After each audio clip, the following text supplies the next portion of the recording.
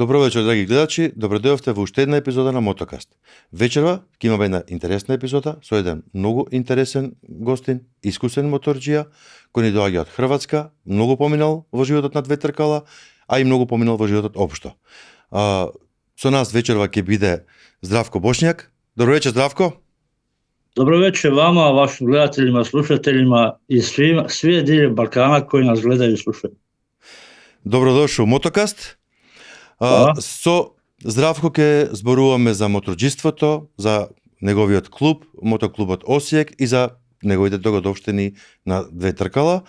За ова и за сите други епизоди на Мотокаст ве молам следете на социјалните мрежи, следете на YouTube каналот, за да можете да погледате се непречено, а секако следете и на Канал 5 телевизија. Здравко, кад би требало се представиш укратко, кој е Здравко Бошњак? Zdravko Bošnjak je trenutno prvi među jednakima najstarijeg kluba jugoistočne Europe, a onda pogotovo i na Balkanu, osnovanog 74. godine davne. Čovjek koji je trenutno 56 godina života, od malih nogu na dva kotača. Sam mu je bio da bude bajker ili motorista i evo taj sam mu se ostvario. Bitan dio toga sna je da sam želio kao mali i sanjao da budem član ovoga najstarijeg motokluba jugoistočne Europe koji je i začetnik svih ovih zbivanja koja se dešavaju kod nas na Balkanu i jugoistočnoj Europi. Prvi u svemu, to je jedno veliko i breme. Međutim, evo sam koji sam ja sanjao, sam i presanjao. Znači, trenutno sam, to sam malo prije rekao, prvi među jednakima ili predsjednik najstarijeg kluba MK Osijeka. Ajde, pričaćemo malo više, ali ono što ti rekao, 74. godina, to znači 50 godina. Da, prošle godine smo obilježili 12.6. 50 godina postojanja. Bravo. I to je jedno veliko značenje, međutim jedno veliko breme. Tako. Ajde, malo o tebi, pa onda ćemo na klub detaljnije malo da porazgovaramo, jer naravno imamo puno pitanja. Rekao si najstariji klub na Balkanu i jugoistočnoj Evropi. Je. Ajde da nam kažeš nešto, kakav motor voziš sada? Trenutno vozim Hondu VFR 800, koju nisam ove godine ni spremio u garažu, jer znate da smo začetnici mnogo tih i humanih i dijelova našeg života, pa tako onda motori ne spremamo.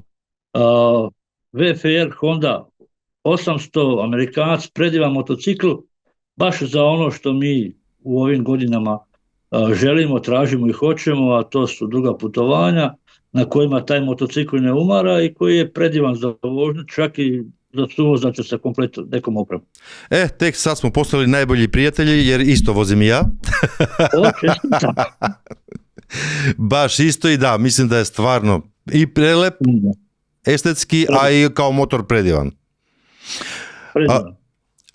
Reci mi, šta si ranije vozio, otprilike, daj nas provoze malo.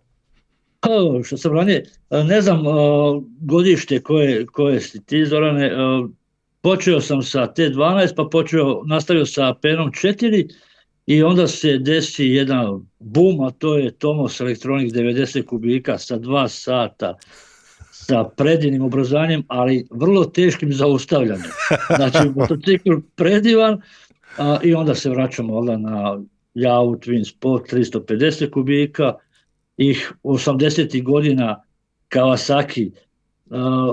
Kad već smo sad o tome što sam vozio, otac me je morao voziti na majske susrete koji su prije bili u mom gradu, a ja sam želio dotaći Kawasakija.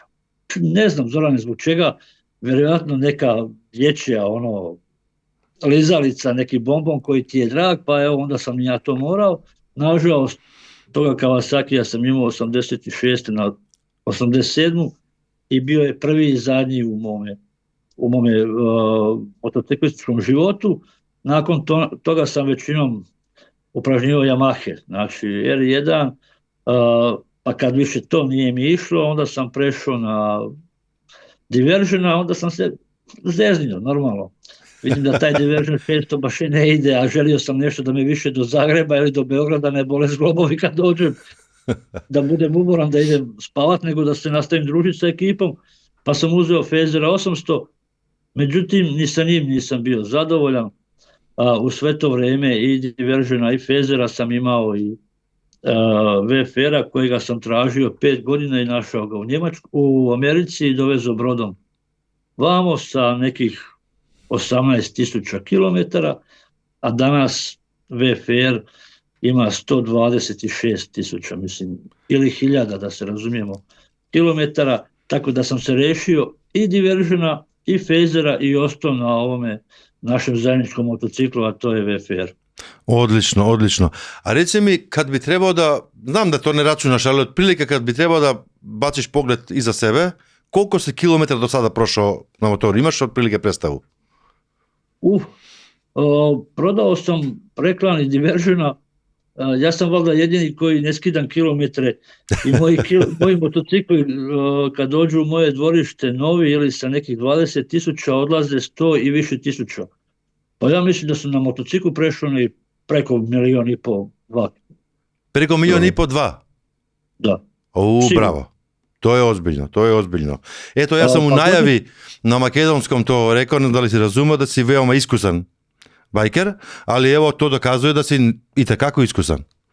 Pa ako godišnje pravite motociklom nekih 18 do 21 tisuće, jedino nas je malo ova korona u tome poremetila, a onda se tu računica vrlo brzo izračuna se broj pređenih kilometara. Tako je. Aj sad da idemo malo na klub, jer ti si predsjednik kluba. Ja odavno slušam o vašem klubu, nisam imao mogućnosti da dođem da vas posjetim. To će svakako u budućnosti da se desi. Ajde, ti si rekao kada je formiran. Kako je došlo od toga da se formira klub? Naš osnivač Zlatko Tot, zvani Švabo, 74. godine dolazi iz Njemačke, vraća se u rodni grad u Osijek. Međutim, tamo je bio 3 godine punopravni član Stihl Vikinga, MC Stihl Vikinga u Njemačkoj, koji je bio podružnica tih 70. godina Hells Angelsa i sa jednim odobrenjem, jednim dopuštenjem pravi motoklub, to jest MC Osijek. Nakon jedna usporedba, oni su u subotu imali osnivačku skupštinu, u nedjelju su već svi 10 pohapšeni, odvedeni u miliciju. Čekaj, izvini, to je 74. godine kad su formirali klub? 74. godine, da. I? Bili su protiv Jugoslavije, protiv bratstva jedinstva, protiv Tite, samo iz jednog razloga. Postaju nešto drugačiji, to jest drugačiji su od ostalih, to je bilo u to vrijeme, ja sam, da se razumijemo, 68. godište, na samom uvodu sam rekao, koliko sam godina, to je bilo paf za cijeli grad, za cijelu državu. U biti bili su neprijatelji naroda. Onda su ih pustili i više nisu mogli samostalno funkcionirati, to jest biti kao takav, pa su ih pripojili Automoto društvu Hrvatske ili Jugoslavije. Evo, jedini, ako ste vidjeli, pregledali monografiju koju smo pravili, vidjeli ste da smo tamo stavljali izvorne dokumente, da se vidi da je taj klub bio samostalno, međutim, morali su se preci prikloniti savezu. Savez je bio partija. Tako. Ajde samo da ovo pojasnim. Oni su bili neprijatelji države zato što su bili bajkeri ili? Da, samo zato, drugačiji. Duge kose, naušnice, neki motocikli koji grme, neki ljudi koji slušaju rock. Po izgledu bi rekao da smo mi bliski godina, pa onda znate da je rock bio onda tabu tema, pa kasnije kod nas je došao kao jedna normalna pojava. Dobro, rock je ostao. Taj sistem nije ostao, ali rock je ostao. Da, ovi su se promijenili, ovi su ostali, hvala Bogu, da i mi imamo i bijelo dugme i prljavo kazalište, znači nešto što je stvarno sinonim i što je azru, da ne nabrajam sad, da ne bude da sam nekoga zaboravio nabrojati, nije mi to namjera, ali taj osnivač je došao, napravio MC Osijek i evo, bez bez prekida, nažalost, malo putovanja i nekih problema 90. godina, znate o čemu pričam. Tu nas je usporilo, to nas je malo pomelo, ali nastavili smo, nismo se ugasili i evo tu smo gdje jesmo. Znači 50 godina živimo, radimo sa svojim gradom, onda sa Jugoslavijom, danas sa Hrvatskom i normalno sa svim žiteljima koji su tu i dajemo svoj doprinos cijeloj obol, cijeloj zajednici. Ajde, o svim ovim stvarima ćemo detaljnije, nego može li da odvojiš nekoliko, recimo, momenata u istoriji kluba koji su, eto, za pamćenje, koji su oblikovali klub i da sada je klub takav kakav je?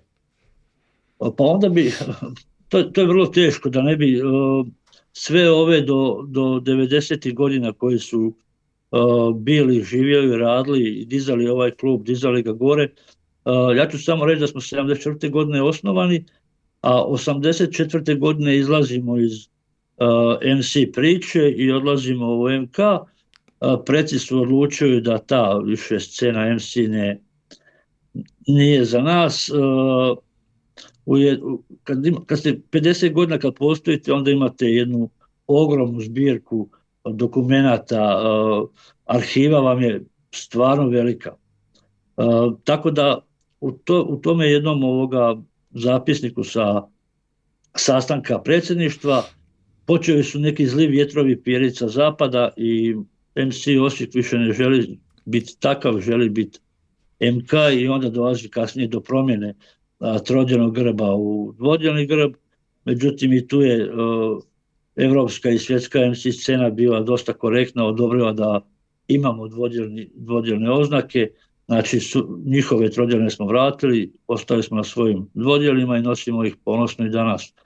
Nakon toga šta bi rekao da je dosta bitno, to su bitni trenuci u životu i radu zajednice, pa je taj humanitarni dio ili pomoći dosta izražen, od raznih koncerata za djecu kojima je potrebna operacija u nekoj drugoj državi, pa onda od motomrazova, od motozeka s kojima se ponosimo, jer to je početak jedne priče koja se ne samo u Hrvatskoj proširila, nego evo, ja se nadam i kod vas, pogotovo Bosna, Mađarska, Srbija, gdje mi stvarno se ponosimo sa tim što smo napravili.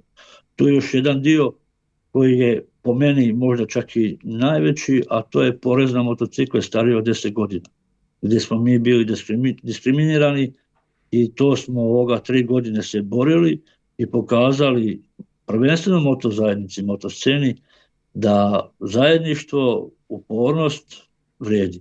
Taj proces nije trajao jedan dan, taj proces je trajao 3,5 godine. Promijenile su se 2 vlade kod nas, niko se nije htio toga uhvatiti, međutim onda kad smo po onome Ustavu Republike Hrvatske došli do onoga zadnjeg dijela da nam je ostao Markov trg da odemo tamo na prosvjed i kad sam ja bivšem ministru Mariću rekao da ću dovesti 10.000 motocikala na trg i pozdraviti ih na podne i navečer, međutim drugačije smo razgovarali, drugačije smo se ponašali, tek su onda oni sa potpisima koji smo skupljali po Lijepoj našoj pokazali tu jakost i tu silu. Samo treba staviti nešto u škrip svoje i nema problema, idemo dalje.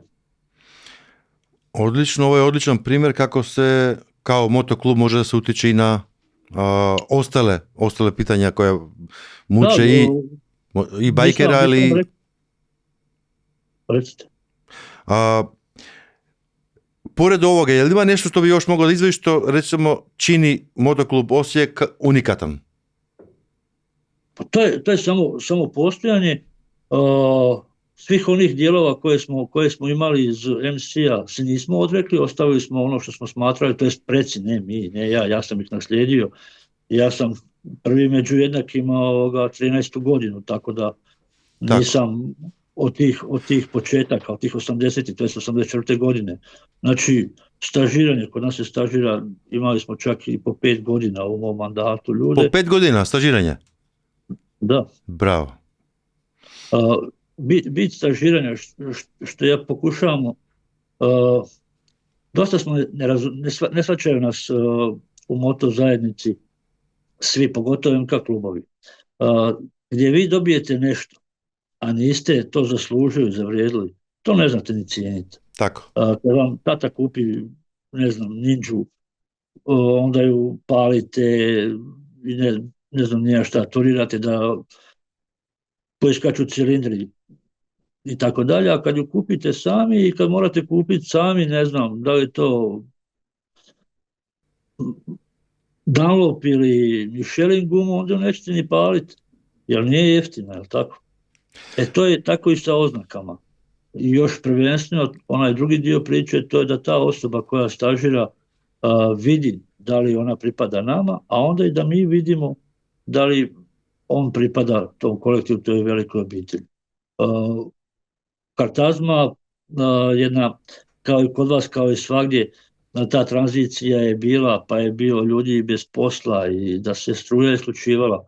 Mi smo u tome dijelu vodili računa da smo mi jedna velika obitelj, da nemamo nezaposlenog, da nemamo da neko nema sijalicu ili svjetlo struju, to jest u kući, to smo radili sve među sebe, to radimo i danas. Bravo. Neko dođe do nas, mora znati da pripada velikoj obitelji, da ove oznake koje nosi sa ponosom i nikomu ne daje pravo da bilo šta u bilo kojem trenutku napravi loše, jer ovo postoji 50 godina. Bravo, odlično. Sad ako idemo na ono što su karakteristični motoklubovi svugdje u svetu pa i kod nas, kakva je saradnja sa drugim klubovima u Hrvatsku, pa onda recimo bivša Juga, možda Bosna, Srbija, Makedonija, pa i po Europi? Suradnja je odlična.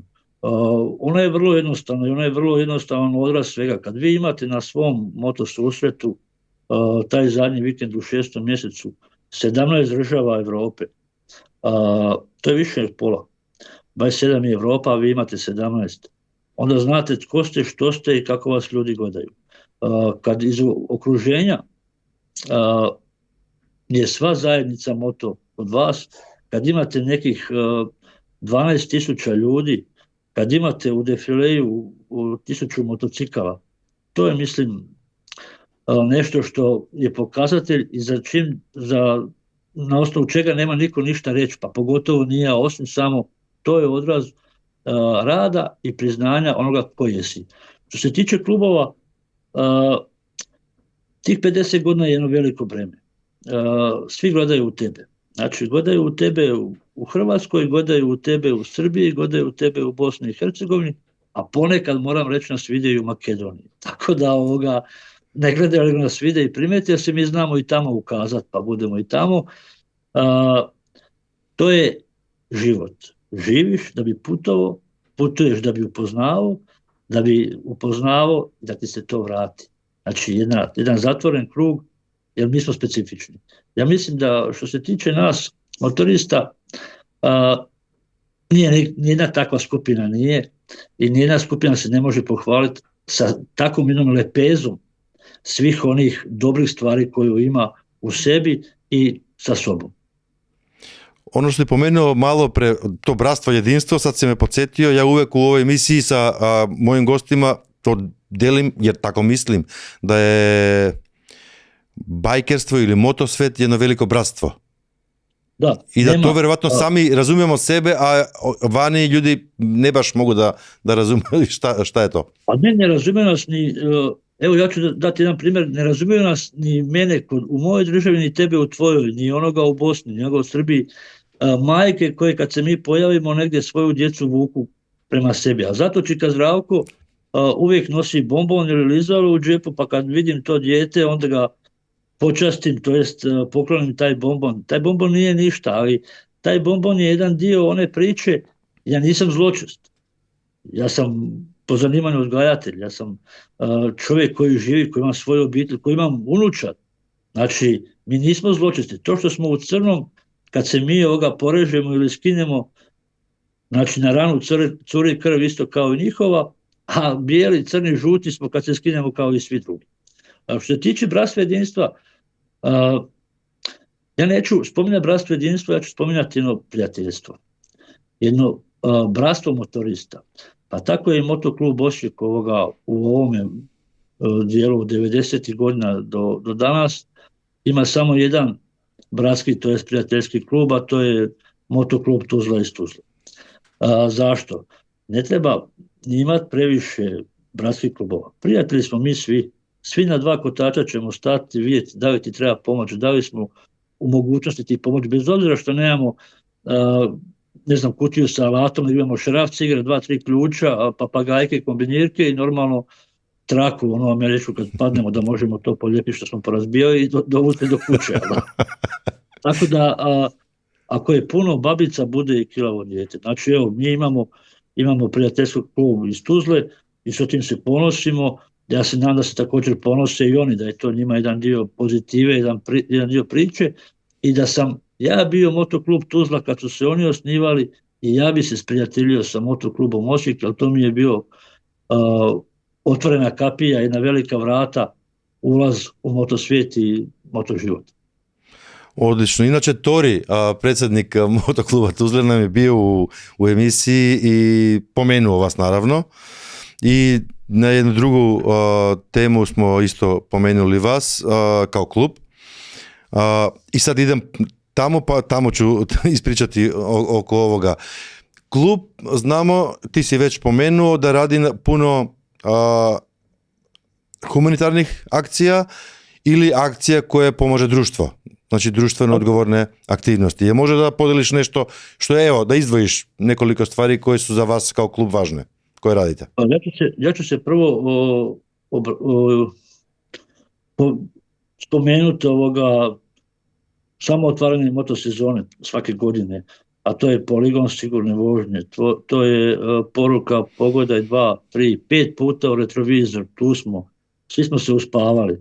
Znači, prvenstveno se baziramo na početak sezone koji je najgori i najpogubniji po nas, koji smo najugroženija skupina u prometu. Ljudi malo zaborave na nas i onda se malo i opuste, a mi čas posla dođemo u neki mrtvi kut u retrovizoru. Ona svjetla koja su upaljena, to jest kratka ili oborena svjetla koja trebaju biti 24 sata, tako kod nas, vjerojatno i kod vas svagdje u Evropi, su vrlo slabašan pogled u retrovizoru. Zato i je taj apel da se pogleda više puta i poligon sigurne vožnje gdje bi sve stare i sve nove motoriste pripremili što bolje za sezonu. Za sezonu, znači, da. Tako je.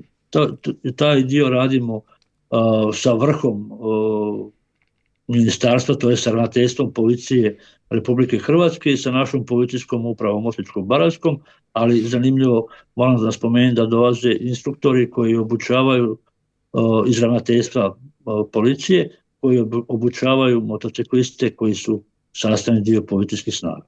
Znači, bravo. Ne možemo nešto više ili nešto jače nego evo to što imamo. I onda ovaj dio humanitarnog karaktera, a to su motomrazovi koje mi smo počeli raditi ne samo prvi u Hrvatskoj, nego smo ih preselili, kako da kažemo, i u prijateljski klub, prijateljski grad u Tuzlu. Također smo to napravili u Pečuhu, u Mađarskoj.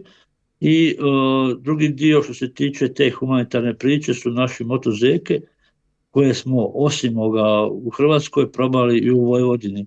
Znači nego smo bili tamo i to u suradnji opet sa klubovima iz Subotice, to jest iz Vojvodine i Srbije.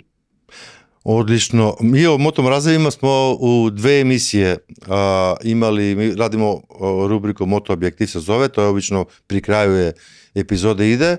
I u 2 emisije smo to imali i baš smo deo oko vas i Motoklub Tuzla koje ste zajedno i ove godine odradili.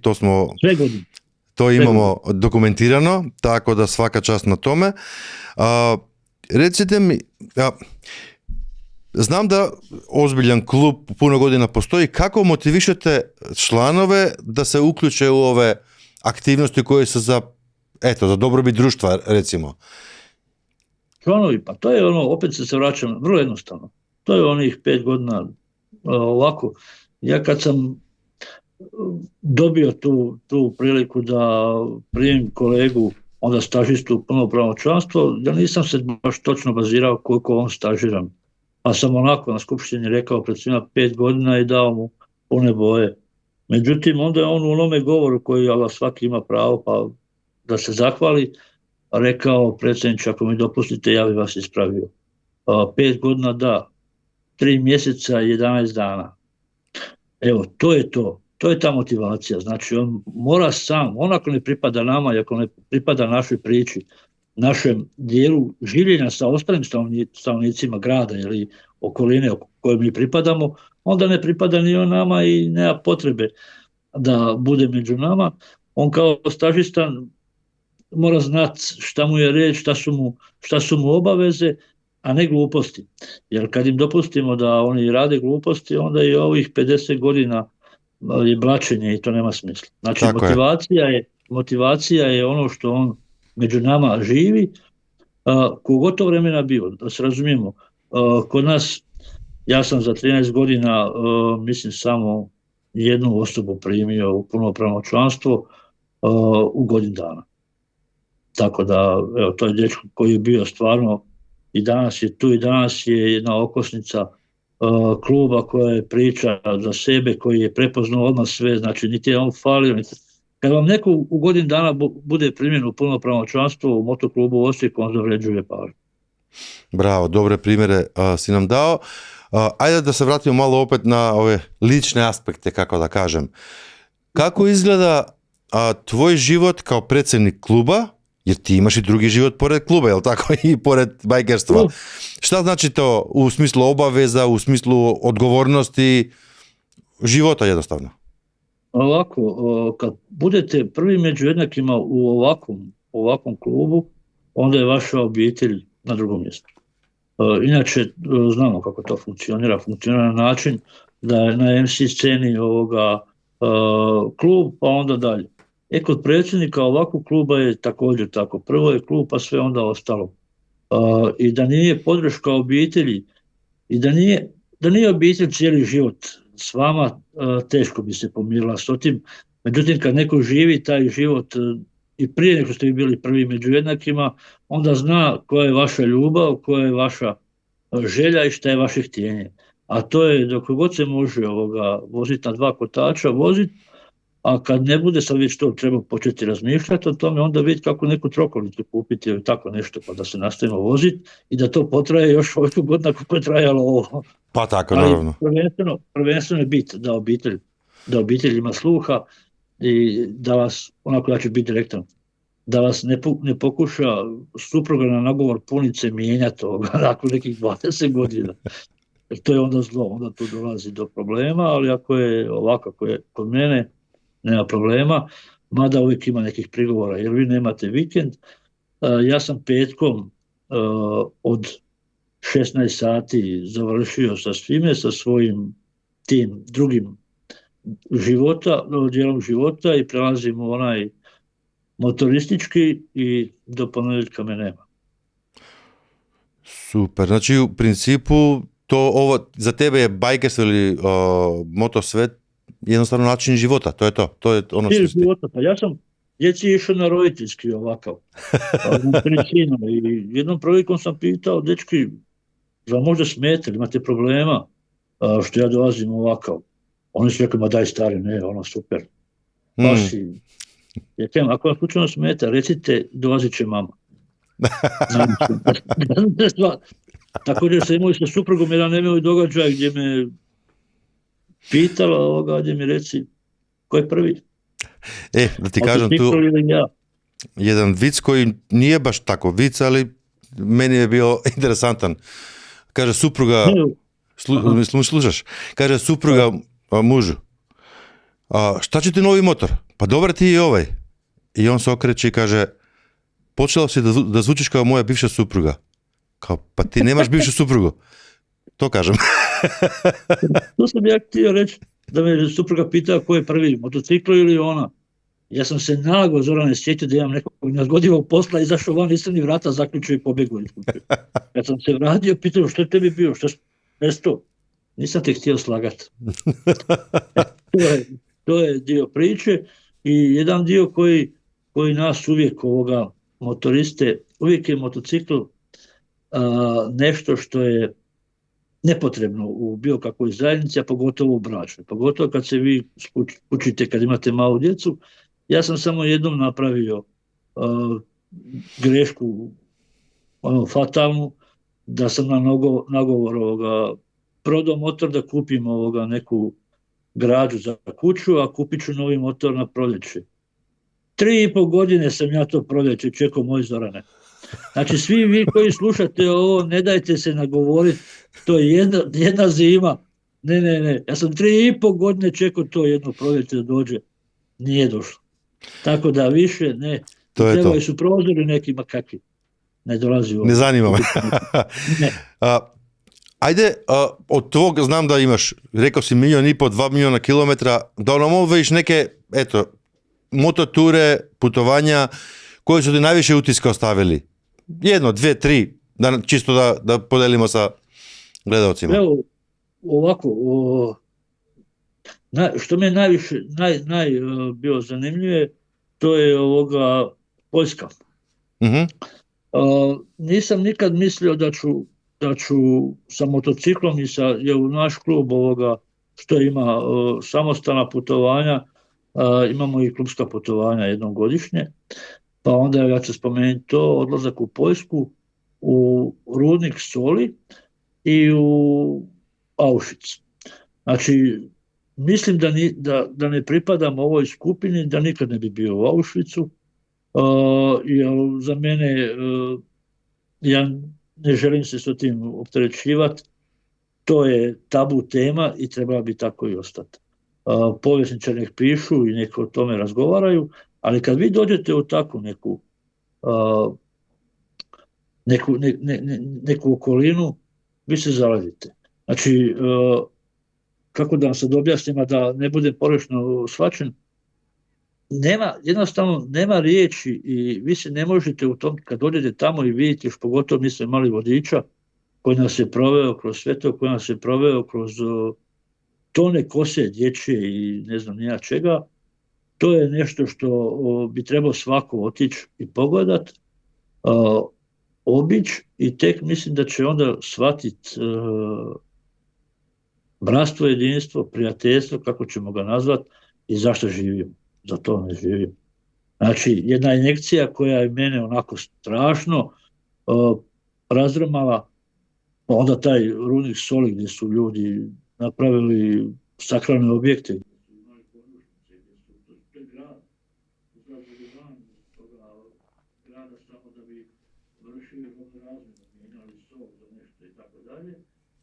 Pa onda kad vidite koji su velikani od Ivana Pavla II bili tu kao đaci, ne znam, ja radio u tome rudniku. Takve su neke stvari po meni bitne, a onda ove druge od Afrikancije, to da ne govorim. To bude svavi. Reci mi, neka, sigurno su bile milijarda, neka anegdota, nešto dogodovština sa putovanja, nešto što se desilo što ti je ostalo onako pamtiću cijel život. Neka glupost koja se desila. Sad je teško u ovom trenutku, ne znaju, nismo pripremali za ovu emisiju, ova emisija ide stvarno kao da smo nas dvojica u gostioni i za jednu Zorane. Tako treba da bude. Čega bi se sjetio? Evo opet će vratiti taj opet. Gdje u jednom trenutku čekamo vodiča i dolazi vodič i on je poliglota, priča nekoliko jezika, između ostaloga i te slavenske, hrvatski, bosanski, srpski i tako dalje. Odlično. I pita je li ima neko tu možda blizu Osijeka ili iz Osijeka. Nego da onda nama piše na leđima Osijek. Pa kojima svi smo odali, ne? A možda Valpovo? Ja. Pa kaže, aj super, kad budemo imali pauzu pa ću vas pitati nešto. I sad idemo, mi obilazimo taj Auschwitz i ja kažem svojim kolegama, samo da me ne pita za šerifa. Za? Kaže za kakvog šerifa? Kajem ja jednog šerifa koji je bio konobar u hotelu Valpovo. I sad mi imamo pauzu, kaže taj čovjek, ja sam radio 3 godine u Belišću, stavio se papirni stroj neki i tako dalje, pa je on bio tamo kao prevodioc i živio je normalno tamo 3 godine i upoznao sam i htio bi sada znati je li živ čovjek koji je bio konobar u hotelu Valpovo, zvao se Šerif. Kad smo se mi pukli smijati, znači, da li je moguće da vi sad dođete do toga čovjeka ili da se izgubite negdje na putovanju i ono, kakav si ti, Zdravko, čovjek šokat, da nikoga ne poznaš. Na primjer u Berlinu gdje je 6 traka u jednom pravcu i pogledaš onako na lijevu stranu i zanimljivo vidiš svog tasta. I onda ono, gdje smo mi sada? Mislim, stvari koje, ima ih milion, koje su stvarno u jednoj priči, u pozitivnoj priči, nemoguće. Kao da je NLO, kao da ti si došao iz nekog drugoga svijeta i sad kućeš, šta ćeš? A da ne govorimo za Makedoniju. Znači, mi smo u Makedoniji imali problem jedan gdje je došao naš veleposlanik u Makedoniji, gospodin Kramarić, i rekao u čemu je problem, jer izgubili smo neke dokumente. Šta ćemo sada? Međutim, reši se to. Vrlo brzo, vrlo jednostavno, samo kada postoji volja. Ali bit kad je veleposlanik zvao ministra policije, milicije, tako nešto, i objasnio mu o komu je reč, da su to motoristi, sad nije znao ministar da je na zvučniku, jer kud mi njih, šta ću, pa daj kao veleposlaniče, valjda, jel baš moramo, ne to. Kažem ću samo malo, pa taj koji među njima je moj prijatelj, mi se znamo godinama. Mi nismo, u našem klubu je na paleta zvanja, od dimnjačara, zidara do poliglote. Vi imate 90 punopravnih članova, vi imate strašnu moć, strašnu snagu da ste u svim porama M društva, M van društva. To ću se vratiti na onaj dio poreza na motocikl koji smo uspjeli da se anulira. To je bio, ja se govoriti o kunama, 2017. godine 11 milijuna i 600 tisuća kuna danak koje je država uzimala nam. 11 milijuna i 600 tisuća kuna, kad to sad prebacite u eure, to je preko 1,5 milijuna eura. Svake godine su nam uzimali i sa tom zajedničkom pričom, samo eto što je ta inicijativa krenula iz motokluba Osijek, vrlo mukotrpna, se je skinula. Znači, ta priča toga poreza ili danka na nas se ugasila, ali stvarno mukotrpna priča. I sad se opet vraćam na to, nema ništa što je nemoguće.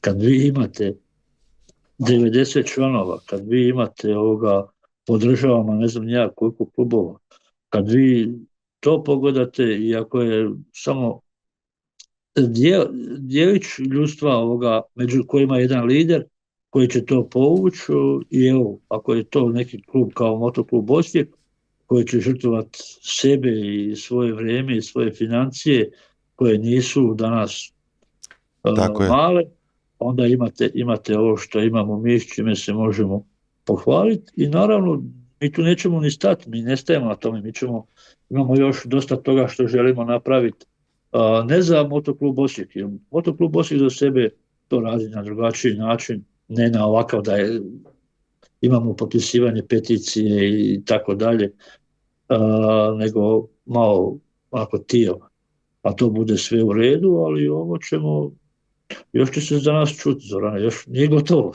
nismo mi odigrali cijeli. Daleko bilo. Da, možda prvo poluvreme, ali sumnjam. Vidi, prvo poluvreme smo odigrali dobro, sad ide drugo, još bolje. Sad ćemo vidjeti koliko imamo kondicije, da, to je bitno. Tako, kako vidiš budućnost motokulture, motoscene u Hrvatsku, pa ako hoćeš i u regionu?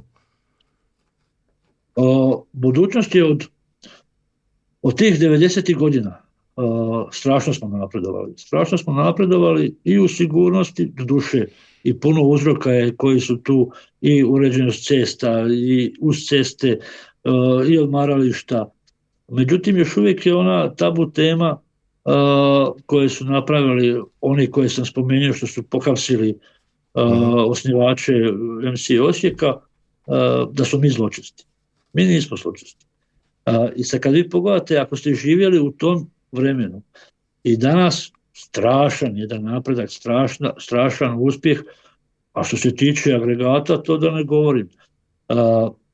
Vidim nas u još svjetlijem tonu, bez ikakvih, kako da kažem, zareza ili figa u džepu, samo otvorenog srca. Razgovorom, sa što više rada na mladima, jer bili smo mi mladi. I nama je bilo teško i objasniti, i dočarati, i reći kako se trebamo ponašati. Međutim, kako to godine idu, tako se mi ponašamo.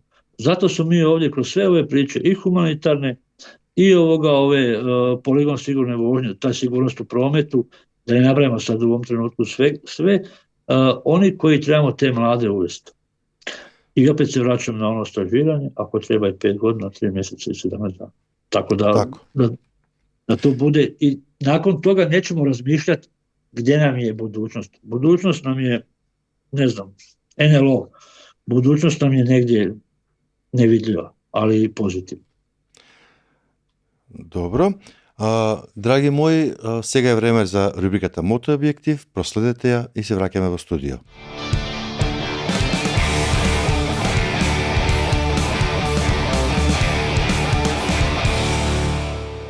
Добре дојдовте во новата епизода на Мотообјектив. Мотоциклизмот е спорт и начин на живот што постојано ги поместува границите на она што е можно. Вечерва ќе зборуваме за некои од најимпресивните светски рекорди поврзани со мотоциклизмот, подвизи што инспирираат и предизвикуваат восхит.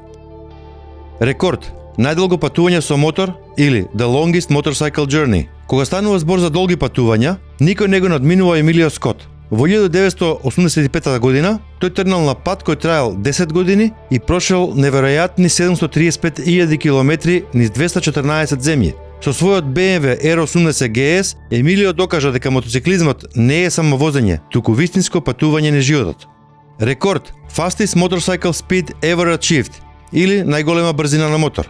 Највисоката брзина постигната со мотоцикл ја поставил Роки Робинсон во 2010 година со неговиот Egg Attack Streamliner, кој достигна неверојатни 605 км на час на солените рамнини на Боневил. Овој рекорд е символ на технолошкиот напредок и човековата желба да ги помести физичките граници. Рекорд: The most people on a single motorcycle, или најмногу луѓе на еден мотор.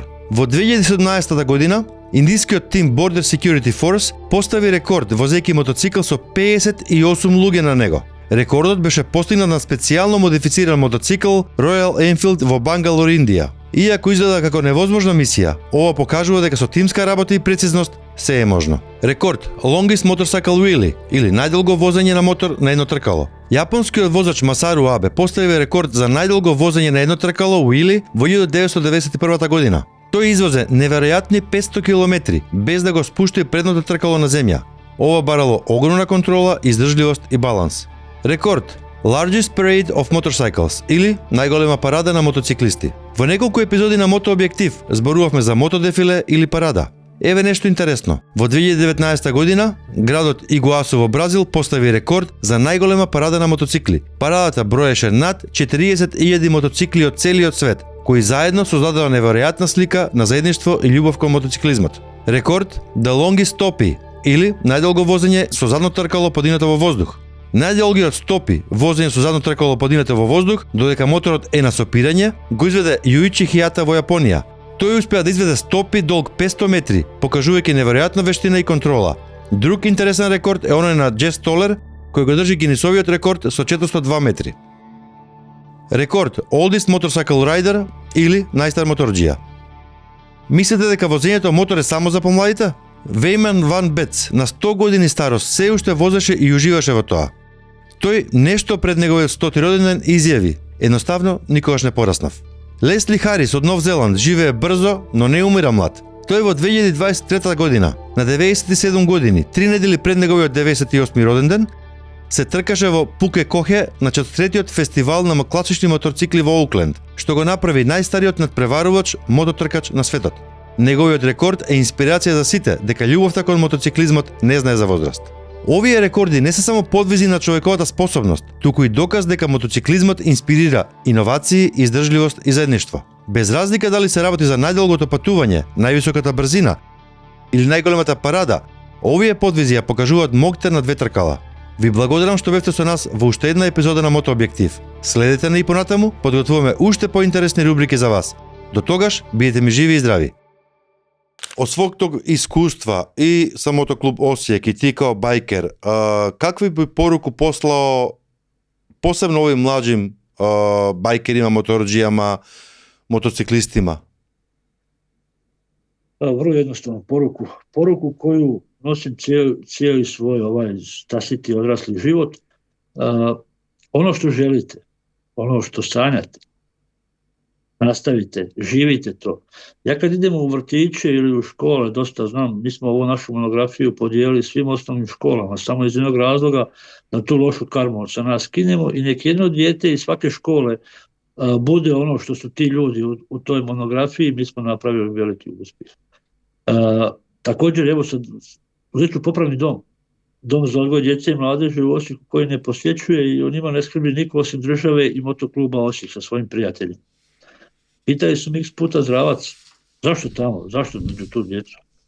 Pa onda sam im ja lijepo objasnio, nek jedno dijete koje je tamo zbog razbitog izloga, zbog čokolade koje je u Konzumu ili ne znam ja ideji, ne znam ja gdje je stavio greškom vjerojatno u džep, pa je sada u tome domu za odgoj djece i mladeži, u razgovoru sa mojim članovima i sa mnom vidi da može biti rado viđen u zajednici na posve drugačiji način nego na onaj frajerski zbog kojega je tu i nek to jedno dijete izvedemo na pravi put, napravili smo jedno ogromno djelo i niko ponosniji i sretniji od nas.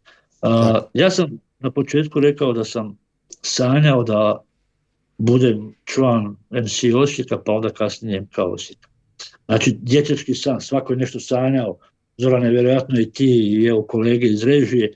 Ja sam imao taj san i želim uvijek reći i iskazati, ja sam svoj san presanjao. Ja sam prvi među jednakima onoga sna kojega sam sanjao, kojega sam proželjkivao, kojega sam počeo živjeti i evo danas živim iznad svoga sna, iznad one priče da budem član. Ja sam prvi među jednakima. Ovo je odlična poruka i inspiracija za sve one mlađe, pa i za ove kao mene, ja sam mlađi. Dobro, malo vidim da je inje po kosi koliko hladno u Makedoniji. Pa malo hladno, pa zato. A da, inje, da. Da. Nas je bio danas ugodni 15. Zdravko, jedna poruka, jer Motokast gledaju i oni koji ne voze motore, jer ide na televiziji nacionalnoj, koje i gledana je dosta. Jednu opštu poruku za, gledalca Motokasta. Imaš nešto da poručiš? Da, naravno. Samo ako mogu se vratiti još, ako nije, koliko stojimo sa vremenom? Ajde, dobro, možeš. Može. Čuli ste šta smo radili? Ja bih samo htio prije poruke gledateljima vaše televizije reći da mi nestajemo, a to je jedna priča opet i o sigurnosti motociklista, a to je da pokušamo ove godine, to jest već smo pokrenuli tu priču, ukinuti autoput u Republici Hrvatskoj za motocikliste. Mislim da bi s tim napravili jednu dobru priču, a ta bi priča bila manji broj udesa, teže stradalih i tragično stradalih, tu mislim najviše na poginule. Jer autoput kako oko nas, tako i u mojoj državi, ipak je jedna sigurna putanja, jedna cesta koja ima svoje dobre mane. Dobre stvari, loše mane su one koje nas guraju zbog velikog troška van tih autoputova i monotono i tako dalje, ali Hrvatska je po pitanju sigurnosti lokalnih cesta vrlo nisko. Tu su, znate i sami kakvi su strojevi, traktori, pa se tu nađe nažalost i neosvjetljenih vozila na koje kad vidimo već je kasno. Pa smatramo da će evo taj dio, ako budemo uspjeli, ja sam ovo prvi istup mene ovoga po pitanju nove priče koju nakon toga poreza pokrećemo, s tim da sam obavezan reći da smo mi pokrenuli i prije priču naplate autoputa, jer mi smo imali istu cestarinu kao i automobili, pa smo onda zatvorili sve autoputove sa kovanicama lipom, 2 lipe i 3 lipe, sa vrećicama od dubokog zamrzivača, pa je tu isto došao neki sa helikopterom s kakvim oznakama sebi izgledao kao božićno drvce, svakako se ne zapali. Međutim, evo, onda su nam smanjili sa tih 100% na 70%, u tom trenutku smo mi kao pokretači toga smatrali da je to dobro, a sad smatramo da bi to trebalo i ukinuti tih 70% i vidjet ćemo gdje ćemo doći. I još nam je, Zorane, u planu u gradu Osijeku, tu gdje su naše prostorije, napraviti jedan regionalni motocentar koji bi imao u svom... Mi danas imamo 30 kreveta, znači ne možemo primiti satniju četu motorista, ali poveću skupinu od 30 motorista da ih smjestimo u svoje spavaone, da se mogu odmoriti, okrepiti. Znači, svaki putnik koji ide iz bilo kojeg pravca i zadesi se u Osijeku da je umoran, na vratima, to jest na prozorima veliki broj mog mobitela, samo nazove i ja dođem ili neko od mojih i njega spremimo, to jest da se čovjek može odmoriti, otuširati i krenuti sutra ili prekosutra kad želi dalje. Također bi se napravio tu taj kao regionalni centar gdje bi bio jedan kombi, gdje bi bio moja radionica, jedna vulkanizerska radionica i svaki taj putnik koji bi na 2 kotača bio kuda krenuo, a bio tu u našem regionu, u našem krugu, bi nazvao, došlo bi se po njega, odvezlo bi se taj motocikl. Ako treba zamijeniti gumu ili nešto malo ovako popraviti, što naravno ne iziskuje se da radimo generalku koju sam ja sa javom 350 do Dubrovnika menio platine, 6 pari platina sam imao u džepu da bi došlo dole, ali sve te male neke sitnice da možemo otkloniti, što također smatramo da je za motoscenu, ne samo Hrvatske, nego okruženja, regiona, kako si ti, Zorane, rekao, jedna prava stvar da se može javiti, da ima donekle sigurnost da neće ostati na tom autoputu ili na nekoj državnoj cesti koja je lokalnog karaktera. Tako. Evo, to sam mislio reći koji su nam planovi i nadam se da će se ti planovi ostvariti. Nije to mala investicija, ali nekako ćemo se ima nas 90 pa ćemo se nekako zbrojiti pa napraviti tu priču. I evo, koristim priliku da svi koji putnici idu u ovom pravcu, bilo šta da im se desi, da je Motoklub Osijek otvoren 24 sata kao drugstore. Ne mislim fizički da je otvoren, nego da je neko dostupan i da će se u najbržem mogućem trenutku ta njegov problem riješiti. I svima su vrata otvorena. Ne pitaj se odakle je, tko je i šta je. Bravo. A evo na kraju poruka za naše gledalce sa te ove strane. Živite punim plućima. Ono što vam vuče neke snove kao kod mene, nemojte ih obići, nemojte ih zaobići. Motociklisti nisu zločesti dečki, pogledajte koliko su dobroga napravili i za djecu bolesnu, i za starce, i za evo ovu priču koju sam malo prije spomenuo, a to je za same motocikle. Ja govorim sad o svojoj državi, vratno će se naći neko i kod vas ako ima takvih nekih problema koje bi mogao riješiti. Samo zajedništvo, sloga i pazite na nas, najugroženija smo skupina, mi vas volimo, također molimo da i mi kod kuće imamo obitelji, žene, djecu, unučad, pazite na nas, živite, vozite se, uživajte i nek vas put donese zadnji vikend u 6. mjesecu u grad na Dravi, budite nam dragi gosti. Hvala ti, odlična poruka i odlični savjeti. Dragi gledači, ovo беше večerašnjата epizoda. Imаме прекрасен гостин. Hvala ti, Zdravko, još jednom na gostovanju. Hvala tebi, Zorane. Zdravko, со нас сподели многу од своите искуства и во мотоклубот Осијек, кој што ги има веќе долги години, секако од своите мотопатувања, но и неговите погледи кон мотоциклизмот, мотосветот и мотокултурата. Ако оваа емисија ви се допадна, ве молам на крајот на емисијата лайк и subscribe. Секако споделете со своите пријатели, родини, сите што ве следат на социјалните мрежи и следете го Мотокаст и на YouTube каналот и на социјалните мрежи, а до следната епизода бидете ми живи и здрави.